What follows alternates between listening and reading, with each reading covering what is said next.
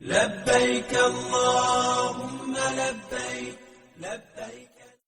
بسم الله الرحمن الرحيم. الحمد لله رب العالمين، والصلاة والسلام على سيد الأنبياء والمرسلين وعلى آله وصحبه أجمعين.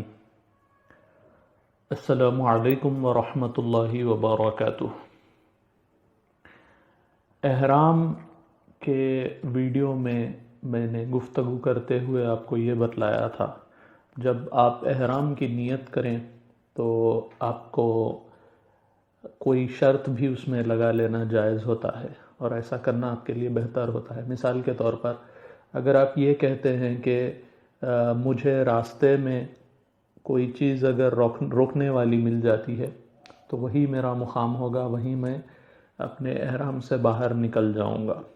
تو اس طرح کی شرط لگانے سے اگر آپ کو کوئی چیز راستے میں روکنے والی مل جاتی ہے، حج تک پہنچنا آپ کے لیے اگر کسی صورت ناممکن ہو جاتا ہے، کوئی آپ کو بیماری آ جائے یا اگر آپ کو کوئی دشمن روک لے، قید کر لے، تو ایسی صورت میں آپ کو حج قضا کرنے کی ضرورت نہیں ہوتی ہے.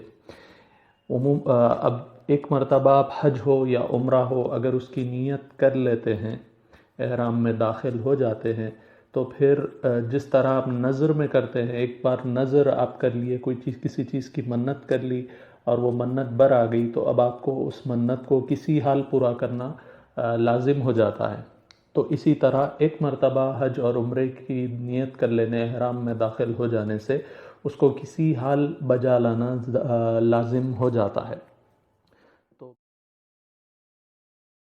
میدان عرفات میں قیام کرنا یہ نہ صرف فرض ہے بلکہ یہ ایک ایسا فرض ہے جو ایک وقت کے ساتھ اٹیچڈ ہے، وقت کے ساتھ وہ متصل ہے. وہ 9 ذی الحجہ کی صبح صادق سے 10 ذی الحجہ کی صبح صادق تک ہی آپ میدان عرفات میں قیام کر سکتے ہیں. تو یہ فرض ہے. اگر آپ اس وقت میں نہیں کریں گے تو آپ کا حج چھوٹ جائے گا، اگرچہ آپ نے نیت کر لی تھی.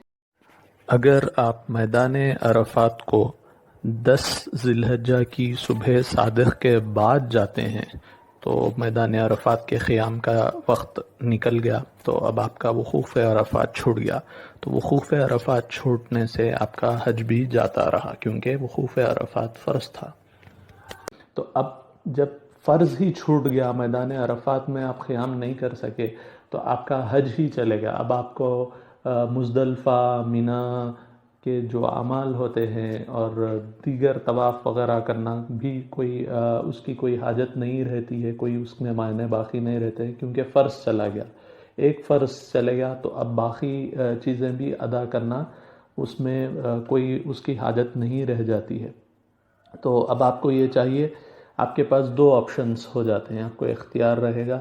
چاہے تو آپ اسی احرام کو آپ اگلے سال تک قائم رکھیں اور پھر آپ جو ہے حج قضا کریں، یا آپ اس احرام کو آپ عمرے کے احرام میں کنورٹ کر دیں، حج کے احرام کو عمرے کے احرام میں کنورٹ کر دیں، عمرے کی نیت کر لیں اور عمرہ ادا کر لیں. پھر اگلے سال آ کر جو حج اس سال چھوٹ گیا تھا اس کی قضا آپ کو کرنا لازم ہوگا. حج کی قضا کے بعد آپ کو قربانی کرنا ہوگا، وہی ایک بکری یا گائے کا ایک 1/7 حصے میں آپ کو شامل ہونا ہوگا. یہ جو حج چھوٹ جانے کی صورت ہوتی ہے اس کو فوات کہتے ہیں.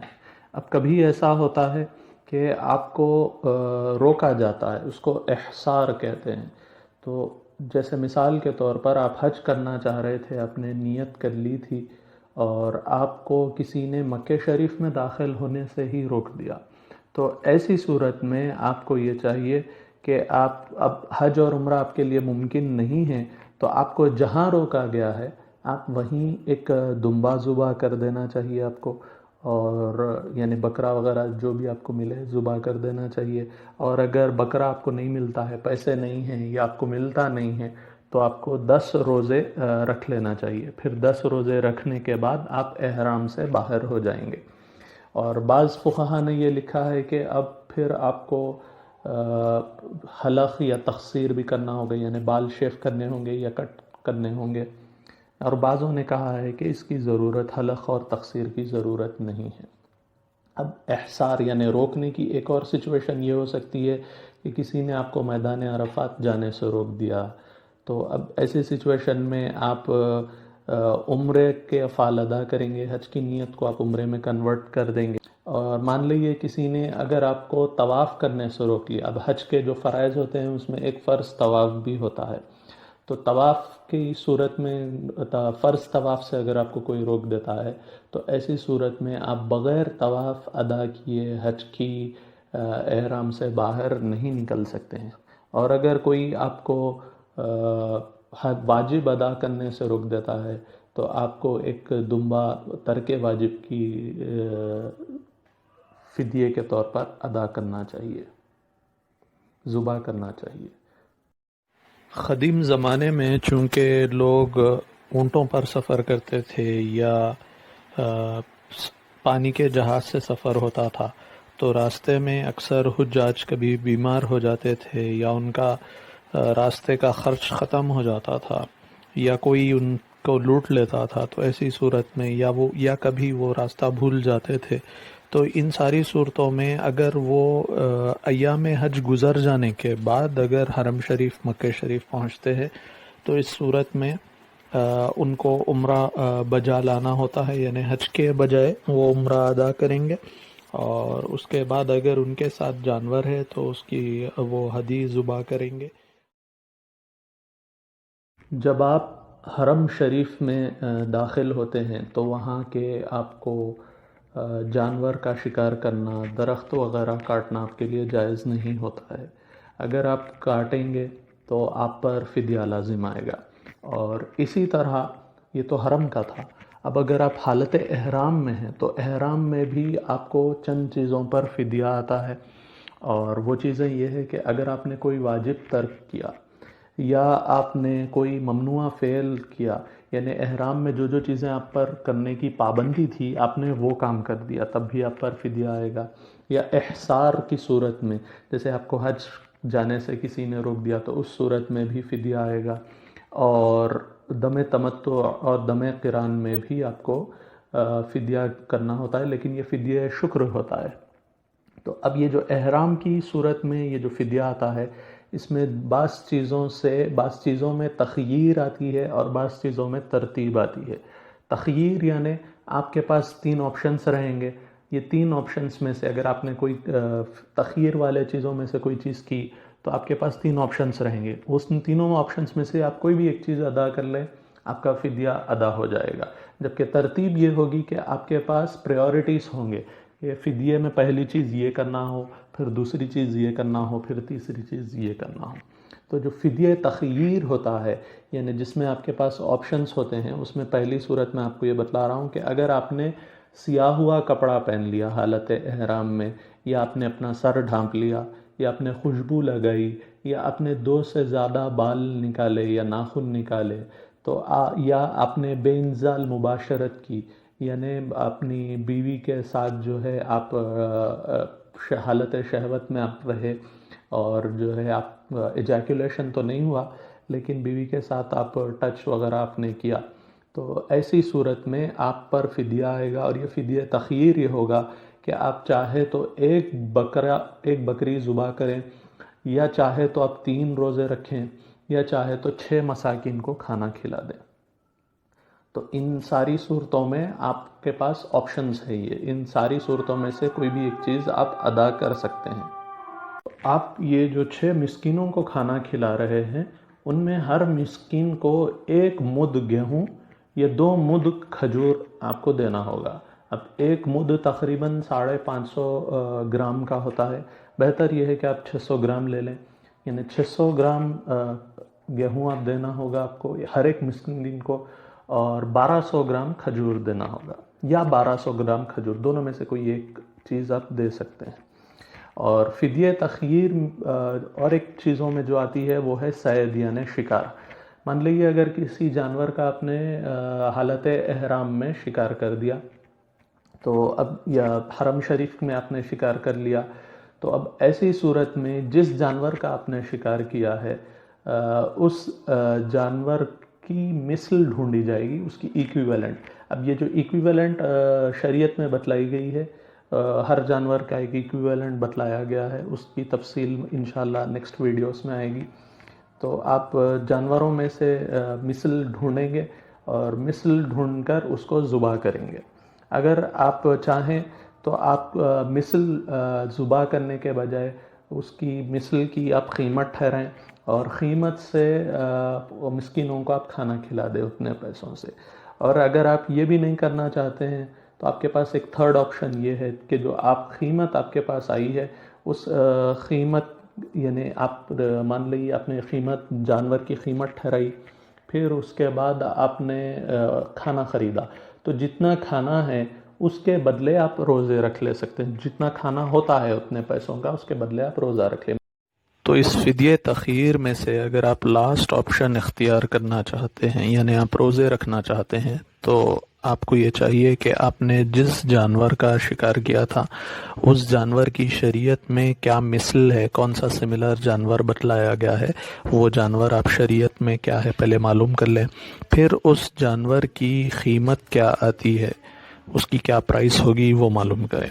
اب اس پرائس کے، اتنی قیمت کے کتنا گیہوں آپ خرید سکتے ہیں وہ معلوم کریں. اب جب آپ نے قیمت گیہوں کی معلوم کر لی، کتنا گیہوں اتنے قیمت میں آ سکتا ہے، تو اس کو، اس مقدار گیہوں کی اس مقدار کو مد میں ڈیوائڈ کر دیں.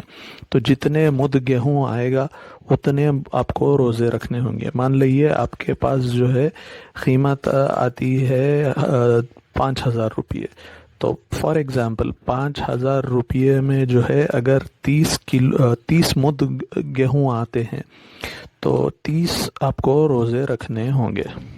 اور اگر پھر بھی کچھ آپ گیہوں یا کھجور کچھ بچ جاتا ہے تو ایسی صورت میں آپ کو ایک ایکسٹرا پھر روزہ رکھنا ہوگا. یعنی مد سے تھوڑا کم اگر بچ جائے گا تو پھر ایک ایکسٹرا آپ کو روزہ رکھنا ہوگا. اور جس جانور کی مثل اگر آپ کو نہیں ملتا ہے، کوئی جانور کی اگر آپ کو مثل نہیں ملتا ہے، تو اسی جانور کی آپ قیمت ٹھہرائیں گے اور مسکینوں کو کھانا کھلائیں گے، یا پھر وہی اسی طرح آپ روزے رکھیں گے. اب یہاں تک تو فدیہ تخیر تھا، یعنی آپ کو آپشنز تھے کہ اگر آپ نے 2 سے زیادہ بال نکالے یا 2 سے زیادہ ناخن نکالے، یا آپ نے خوشبو لگائی یا سیاہ ہوا کپڑا پہنا یا بے انزال مباشرت کی یا آپ نے کوئی شکار کیا، تو ان ساری صورتوں میں آپ پر آپشنز تھے کہ آپ کے، اگر آپ پر فدیہ واجب ہوتا ہے تو ان فدیے میں آپ کے پاس آپشنز تھے کہ آپ یہ نہیں تو یہ کر لیں، یہ نہیں تو یہ کر لیں.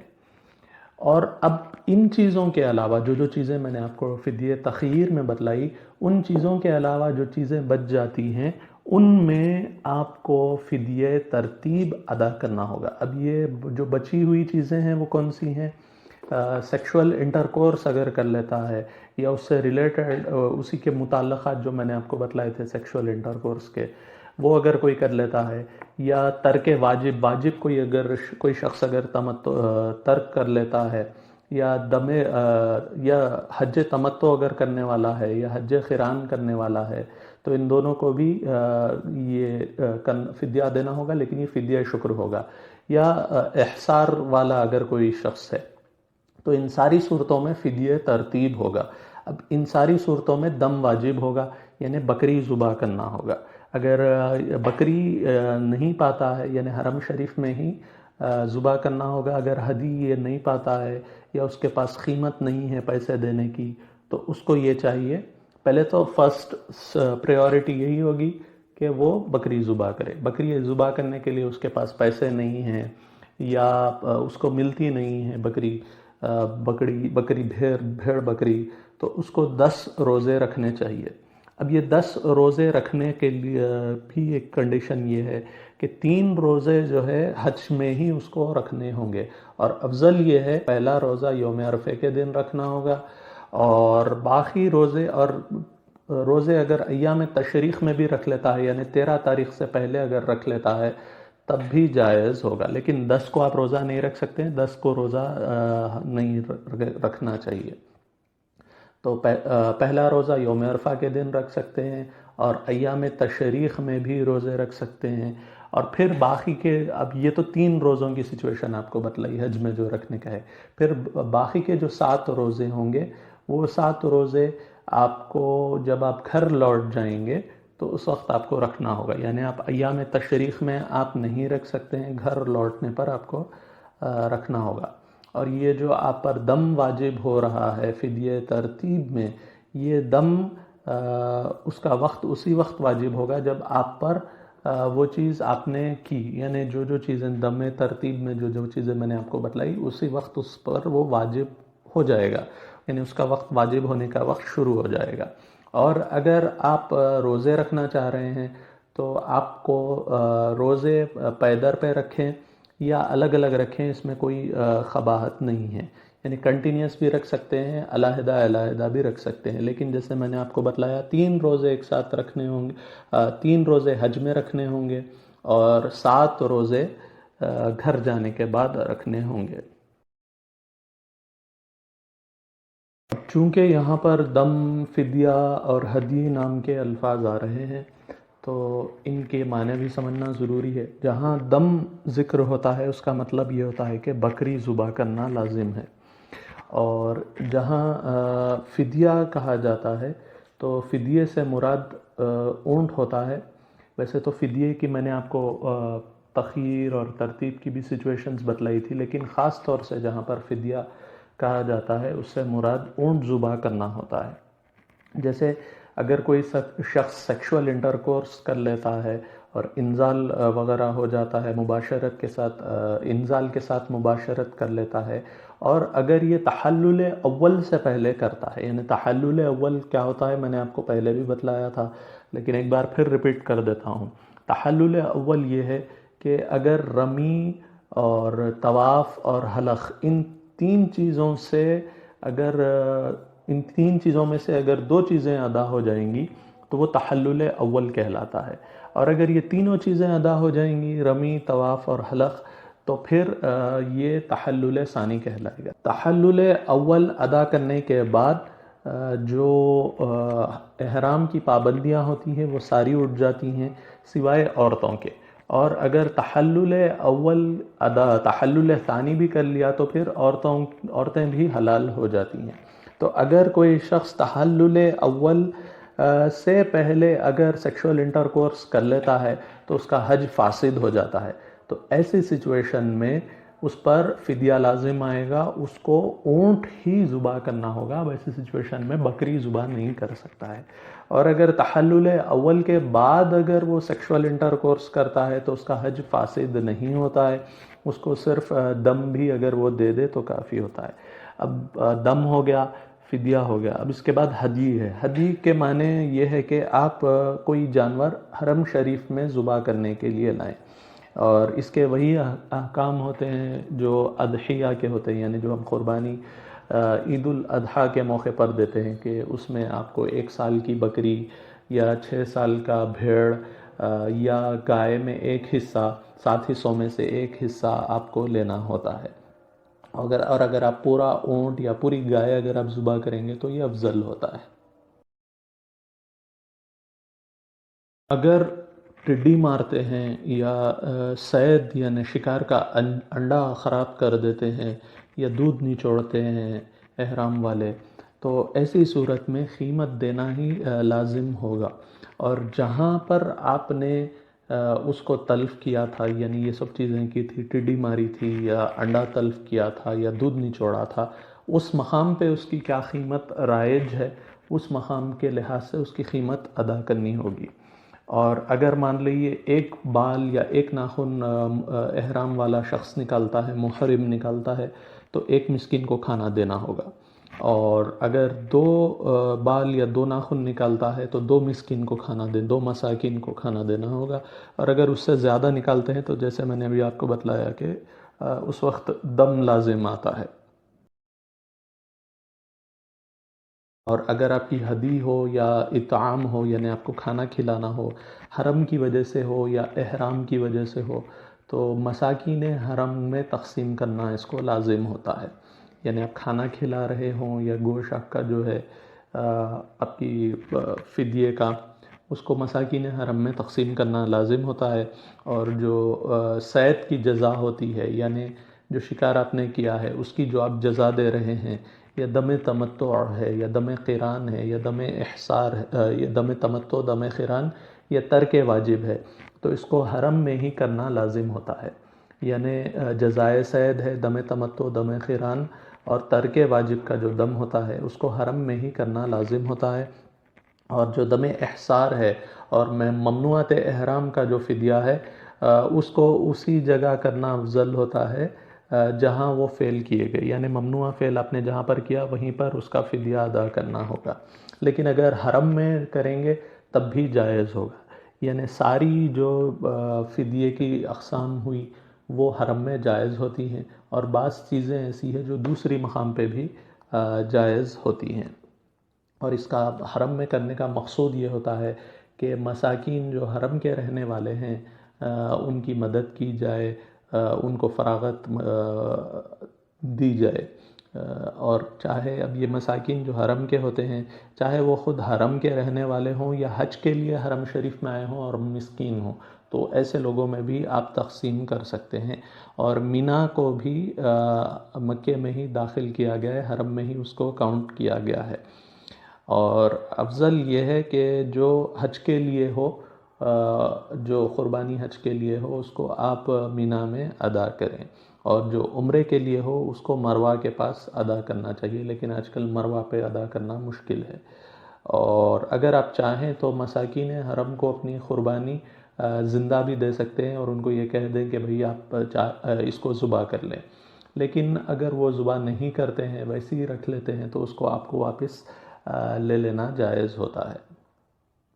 اور جو دوسری چیزیں ہیں جیسے سر مونڈنا ہے، ہیڈ شیف کرنا ہے یا روزہ رکھنا ہے، تو اس کو حرم میں رکھنے کی کوئی ضرورت نہیں ہے. آپ دوسرے مقامات پر بھی اس کو ادا کر سکتے ہیں، کیونکہ اس طرح کرنے سے اگر آپ روزے حرم شریف میں رکھیں گے تو اس میں کسی کا کوئی خاص فائدہ نہیں ہے. بس روزوں کی جو میں نے آپ کو بتلائی تھی کہ 3 روزے، اب وہ تفصیل گزر گئی ہے، آپ وہ ایک مرتبہ اس کو ریوائز کر لیجئے. 3 روزے حرم شریف میں، 7 روزے دوسرے مقامات پر. تو اس کی ایسی اس سے ہٹ کے اور کوئی دوسری تخصیص نہیں ہے. حالت احرام میں اگر شکار کریں یا حرم شریف میں شکار کریں تو شکار کی آپ کو جزا دینا لازم ہوتا ہے. اور جو شریعت کی نظر میں جو جن جانوروں کی جزا بتلائی گئی ہے ان جانوروں کا میں یہاں پر آپ کو ذکر کر دیتا ہوں. اگر آپ ہائینہ یعنی لگڑ بگڑ کو اگر ماریں گے تو ایک مینڈا ذبح کرنا ہوگا. اگر شتر مرغ یعنی آسٹرچ کو ماریں گے تو ایک اونٹ ذبح کرنا ہوگا. اور اگر ایک زیبرا کو ماریں گے تو ایک گائے ذبح کرنا ہوگا. اور اگر اونٹ کو ماریں گے تو ایک گائے ذبح کرنا ہوگا. اور اگر ایک پہاڑی بکرے کا شکار کریں گے تو ایک گائے کو ذبح کرنا ہوگا. اور اگر ہرن کا شکار کریں گے تو ایک بکری ذبح کرنا ہوگا. اگر جنگلی چوہے کو ماریں گے تو ایک بکری کا بچہ ذبح کرنا ہوگا جو 4 مہینے سے کم کا ہو. اور اگر ایک چھپکلی کو ماریں گے تو ایک بکری جو 6 مہینے کی ہو اس کو ذبح کرنا ہوگا. اور اگر خرگوش کو ماریں گے تو بکری کا ایسا بچہ جو مونس ہو یعنی فیمیل ہو اور 4 ماہ سے کم کا ہو اس کو ذبح کرنا ہوگا. اور اگر خمری یا فاختے کو ماریں گے تو بکری ذبح کرنا ہوگا. اور کبوتر کو ماریں گے تب بھی بکری ذبح کرنا ہوگا. اب یہ تو رہے وہ جانور جن کی مثل شریعت نے بتلا دی تھی.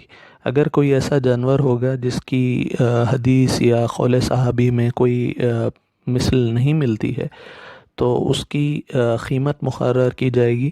اور جو اس فن کے جاننے والے ہوں گے یعنی جانوروں کی قیمتوں کے جاننے والے اور عادل ہوں گے نیک ہوں گے ان کی مقرر کردہ قیمت مانی جائے گی. اب رہا صید حرم یعنی حرم شریف میں شکار کرنا. اس بارے میں ایک بات یہ بتلانا ضروری ہے کہ حرم میں مطلقاً شکار کرنا جائز نہیں ہے، حرام ہے. اور اگر کوئی احرام والا شخص حرم میں شکار کرتا ہے تو احرام میں بھی شکار کرنا حرام ہے اور حرم میں بھی شکار کرنا حرام ہے. تو اس کا ایک ہی حکم ہوگا اور اس کو ایک ہی جزا آئے گی. اور حرم شریف میں پانی کے شکار پر جزا نہیں آئے گی، اگرچہ پانی کا شکار بھی حرام ہے۔ اور اگر محرم حرم میں صید مارے تو میں نے جیسے آپ کو بتلایا تو ایک ہی جزا اس پر لازم آئے گی، دو جزا اس کو دینے کی ضرورت نہیں ہوگی۔ حرم شریف کے حدود میں درختوں اور پودوں کو کاٹنا بھی جائز نہیں ہے۔ اگر کوئی ہرا درخت اور ہری گھاس ہے تو اس کو کاٹنا حرام ہے، اگرچہ اس سے تکلیف پہنچتی ہے، جیسے کوئی کانٹا والا کانٹے دار درخت ہے تو اس کی کوئی ٹہنی بھی آپ کے لیے کاٹنا جائز نہیں ہوتا ہے۔ البتہ اگر کوئی سوکھا درخت ہے یا سوکھی گھاس ہے تو اس کو کاٹ سکتے ہیں، اور یہ جو کاٹنے کا حکم حرام ہے اس کا ایکسیپشن بھی ہے، جیسے ازخر ہے اور سنا ہے، یہ دونوں کو آپ کاٹ سکتے ہیں اور استعمال میں لا سکتے ہیں، اور پھل بھی توڑ سکتے ہیں، اور جو درخت بغیر کسی آدمی کے توڑے اپنے آپ ٹوٹ جاتے ہیں یا اکھڑ جاتے ہیں ان کو نکالنے میں بھی کوئی مضائقہ نہیں ہے، اور جس درخت کو کسی آدمی نے لگایا ہو وہ خود اس کا مالک ہوتا ہے، تو اگر وہ اس کو نکالے تو اس میں بھی کوئی مضائقہ نہیں ہوتا ہے۔ تو حرم شریف کے اگر درخت کوئی شخص نکالتا ہے اور وہ درخت اگر عرف میں چھوٹا گنا جاتا ہے تو اس کا ہرجانہ ایک بکری ذبح کر کے ادا کرنا ہوگا، اور اگر اس سے بڑا گنا جاتا ہے، چھوٹے سے بڑا گنا جاتا ہے، عرف عام میں اس کو بڑا کہتے ہیں، تو ایک گائے ذبح کر کے اس کا ہرجانہ ادا کرنا ہوگا۔ اور اگر کسی نے گھاس یا پتے ضائع کر دیے تھے درخت کے تو اس کی جو قیمت آئے گی وہ قیمت اس کو ادا کرنا ہوگا، اور اگر کوئی ٹہنی توڑی تھی تو ٹہنی کا ہرجانہ اس قدر ہوگا جتنا کہ درخت میں نقصان ہوا ہے، اور اگر اکھاڑنے یا کاٹنے کے بعد دوسری اس کی جگہ ہریالی آ جائے تو ہرجانہ ساقط ہو جاتا ہے، مگر جتنی کمی ہوئی ہے اتنا نقصان دینا ہوگا۔ اور حرم شریف کی جو مٹی یا پتھر ہوتے ہیں ان کو دوسری جگہ لے جانا جائز نہیں ہوتا ہے۔ اب اسی طرح جو مدینہ منورہ کا حرم ہے اس میں بھی شکار کرنا اور درخت یا گھاس کاٹنا حرام ہوتا ہے، لیکن وہاں پر ایسا کرنے سے جزا نہیں آئے گی، ہرجانہ دینا لازم نہیں ہوگا۔ البتہ اگر کوئی باہر سے صید لائے اور مدینہ شریف میں ذبح کرے تو اس میں کوئی مضائقہ نہیں ہے، اگر وہ مدینہ شریف کا بذات خود صید نہیں ہے، شکار نہیں ہے تو۔ اور مدینہ منورہ کے حرم کی حد عیر سے لے کے ثور تک ہے، یعنی عیر سے لے کے ثور تک کا جو حصہ ہے وہ حرم کہلاتا ہے۔